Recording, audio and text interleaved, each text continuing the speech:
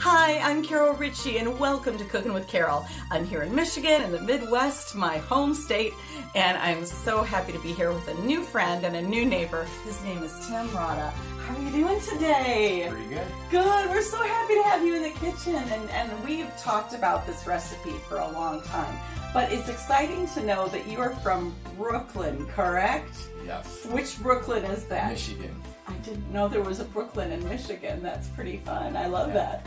Yeah. So your recipe, this is very special, and not many people may know this, but he's also a magician. So I find when I talk to all these really cool magicians that we talk food a lot, and you have this great recipe. What is so special about it to you? My mom's recipe, grew up with it. That's great. Yeah. It's a Swiss steak recipe, and it's different than your typical Swiss steak, I guess. Oh, I am so excited. So we're going to take a usual favorite that I kind of grew up on, and you have elevated it to a new level. And so great to take those great classic comfort Midwestern recipes and then elevate them. And, you know, I could really see that you are creative in the kitchen. You usually probably just don't take a recipe and follow it to the T, right? Not really. Yeah, you like to be creative? Less, you know, baking you have to. Right, baking is more of a science, you know. Exactly. So how long have you been cooking this recipe? Since I've been on my own. So Yeah. My so 20s. For a long time. Yeah. You've even treated your friends to this recipe. Oh, and also people that maybe help you out, and they're working on stuff in the basement, and then you're cooking it upstairs, and that's a treasure for them. So I love what we have here. I love how we've innovated it already. You have, what is this right here? What is this recipe? This is the recipe for your mom, right? Yeah, that's the original recipe. Oh my gosh, what a treasure that is. I will send that to you, and then you can make copies if anybody really wants it. It's not a family secret or anything. So the family secret's out. But is this your mother's handwriting? Yeah, that looks like my mother's handwriting. Oh my gosh, yes, it just went out on the screen, but that's okay. This is all... So you have a real treasure on your hands. That's your mom's handwriting. Now, looks like it. That is pretty awesome. That's a treasure right there. So I just want to say you've already elevated it.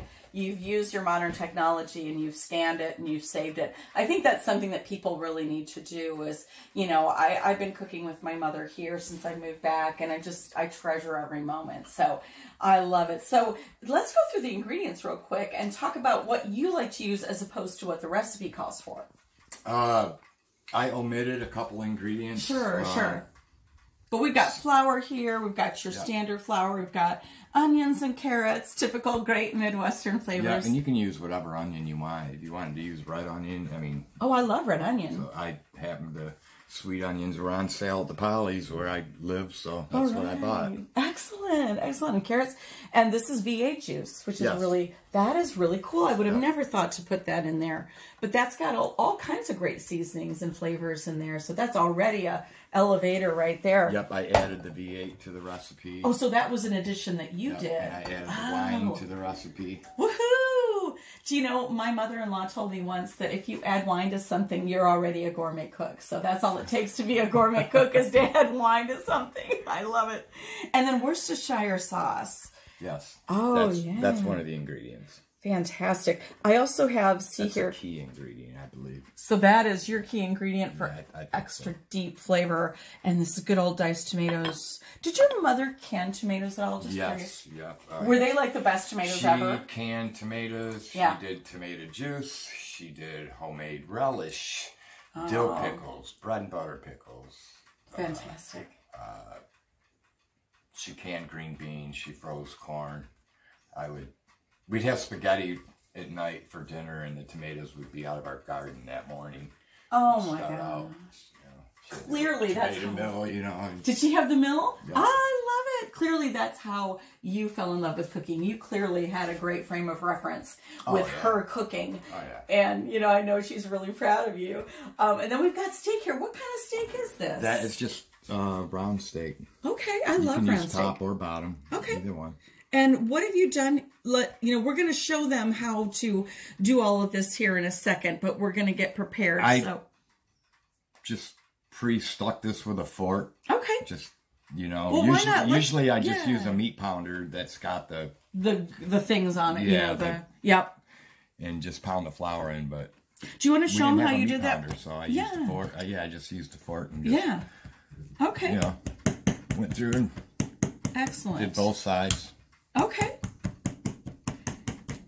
Very good. So what you're doing right now is tenderizing it. Yeah, and giving it a jump. Giving it a jump. I love it. I love it. Very good. Well, alrighty then. So we'll do the next steps here in just a minute. All right. For preparation of the steak, Tim, what are we going to do for this?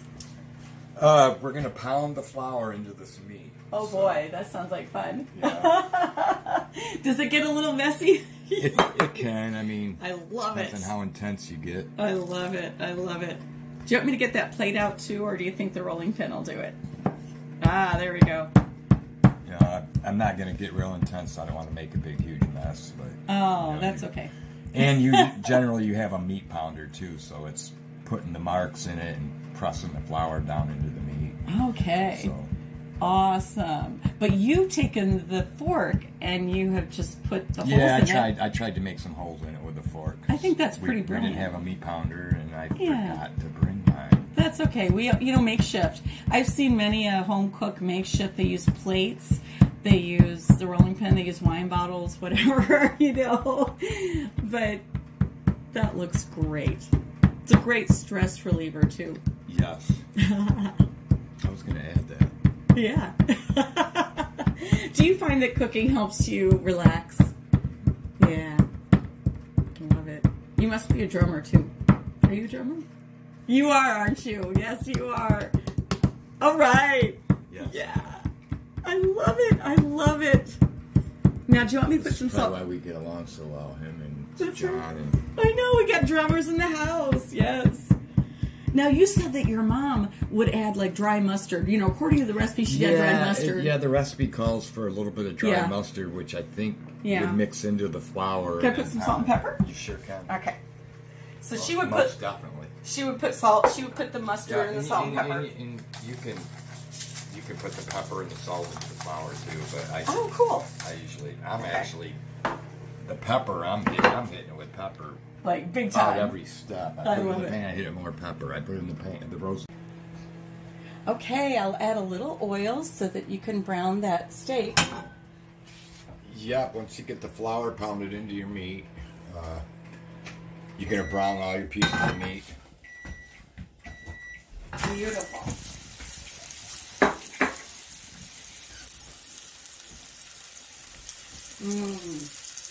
I love that sizzling sound. How long do you like to cook this on each side? Just till you get a brown on your flour. So GBD, golden brown and delicious. Yeah. I love it. I love it. When we talk about, I think, the legacy that you're leaving, for your family is that clearly they love your cooking and you're doing things that they want to have your pots. They want to have the same pots and pans and knives and all of that.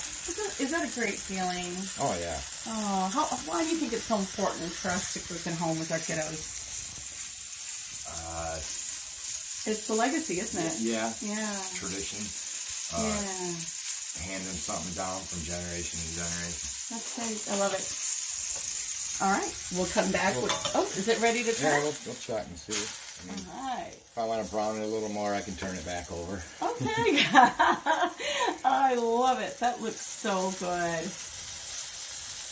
And I like how you have the flour in there because that's something, I think when my mom made the steak, she always kind of dredged it in the flour, and that really gives it great flavor to the gravy. Yes, and a well, it's going to thickness help. to the gravy. Exactly. It's gonna help thicken it. Fantastic.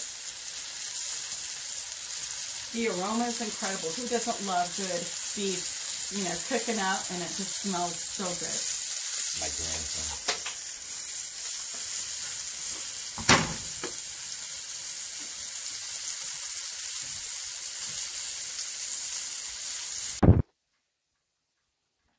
A little oil for you.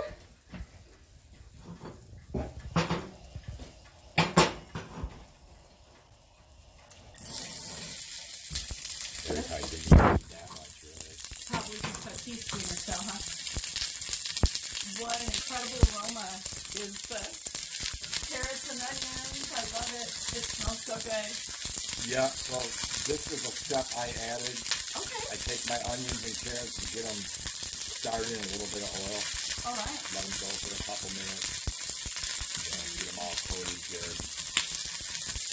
Sounds good.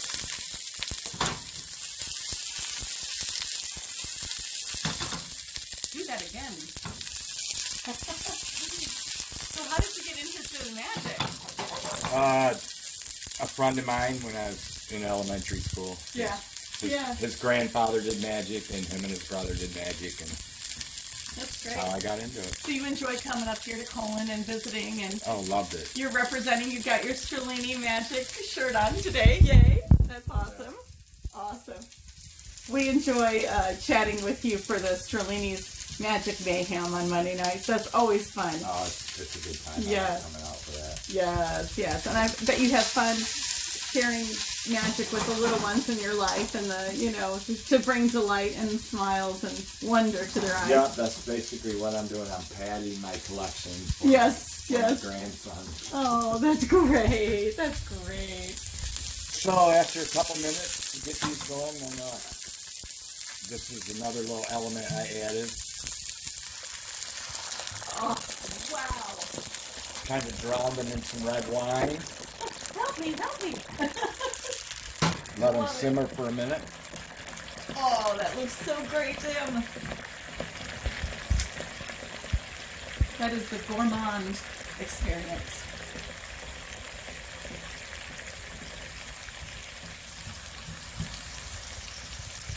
Yep, some of that wine's going to cook off to evaporate. Yep, yep. I really enjoy cooking with wine. It just gives so much flavor. Do you find yourself cooking with wine a lot because of the flavor? It depends on what I'm making. Yeah, you said that you also put it in different things, right? I've used it in spaghetti sauce. I put it, it goes really well in a red sauce. I put it in my pizza sauce. Yes. Oh, fantastic. And you could use that for pizza, and you could make a lasagna with that, maybe? Yeah, yeah. How exciting. This is the moment of truth. We are going to build this together and make this excellent pan that can go right in the oven, right? Yes. So what do we start with first? Yes. At this point, this is where you're going to take all your meat. You're going to put it in your roasting pan. Okay. Then I'm putting the V8 in next. I could have had a V8. Ah! My diced tomatoes. I love diced tomatoes. My Worcestershire. Now, how do you say that? That's a good question. I'm glad you asked, because I don't know. I think it's Worcestershire, but I could be wrong. Some people say it that way. Yeah. But if you look at the way it's spelled, it says Worcestershire. So that's how I pronounce it. Worcestershire. Yeah, Worcestershire. Works for me. That's the Michigan way to do it, So I don't know what the proper way is, but when I say it the way I say it, I get funny looks. So. Oh. Nice, you're gonna dump and the you Worcestershire you in like there. the Worcestershire. Yes, yes. And this Yes. all goes in, and it's going to go into the oven. Oh, man. And that is going to bake at 350 for 2.5 hours. Do you cover it or leave it uncovered? I cover it, and then probably about the last 45 minutes to an hour, I uncover it. But I don't want it to lose all of its liquid and go dry, so I keep it covered. Okay, great. And I check it about halfway, and if it needs to stir or something. Alrighty. Alrighty, the magic will continue. We are making some potatoes to go with the Swiss steak. And so, Tim, you're going to help me mash these up a little bit while I add ingredients. Sure. How do you elevate potatoes? Well, you can put, of course, your traditional butter in there and milk. My mother always warmed them first. And I like the skins on these potatoes, so they're kind of like a smashed potato. I always do. Do you do that? All right. Good fiber, right? Yep, and I just don't really want to take the time to peel them. Yeah, there you go. And look, I know you love... And they're good for you. Yeah, they are. That's where all the nutrients, I guess, are at, in the skin. Yes, and good old Michigan potatoes. I'm putting a lot of pepper in for you because I know you now. I know you like pepper. A little bit more of that milk. I'll add some sour cream. You told me that you like to put sour cream in yours too, right? Sure. All right, so a little sour cream. And then, of course, you can elevate it with some cool salts, because salts, you know, everybody always asks me about salt, you know, right? This is your basic kosher you need salt. a little bit. It brings out the flavor. It does, and I'll put a little. Everything. Yeah. I'm going to put a little kosher salt in there. Kosher salt is easy to grab. It's a coarse grain, and it's very good for basic cooking. This is a red Hawaiian sea salt, and I got that at Horrocks in Battle Creek. And then some more of a pink Himalayan sea salt. And I'm just going to put a little bit of that in there too. So I think it's fun to play around with the different salts. And these salts are a little more expensive, your Himalayans and the Hawaiian, but you can always put those on the top, so it's more of a finale. And boy, that looks great. Like you've done that before, huh? Yeah. Already, is it time for the unveiling of the finished Swiss steak? Sure. Let's do this. I'll have you do the honors. So 2.5 hours later. It's amazing how it also, you know, like magnified. You started out with one steak, Tim, and now we've got like enough to feed everybody here in Colon. Yeah, it's magic. I love it. Oh my gosh, that's gorgeous. The multiplying Swiss steak. I love it. I love it. So I'll put a little bit of mash in the bottom. And I do have to make the announcement that this is the very first time that my very new plate that I got at the McCamley Hotel sale is being used. Look at how clever that is. Isn't that fun? Is that enough there? Do you need any? Oh, yeah. Is that good? Okay, great. So that's a really, you know, we're taking the traditional and elevating it to the modern day.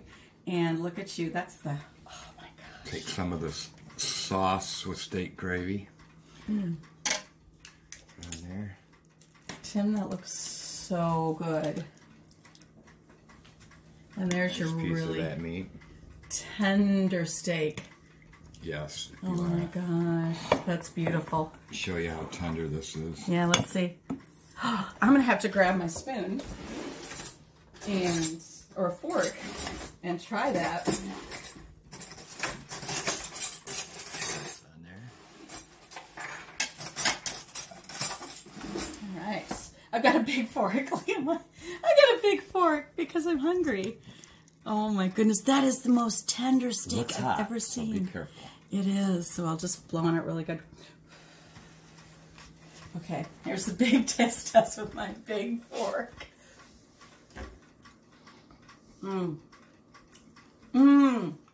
That is so good.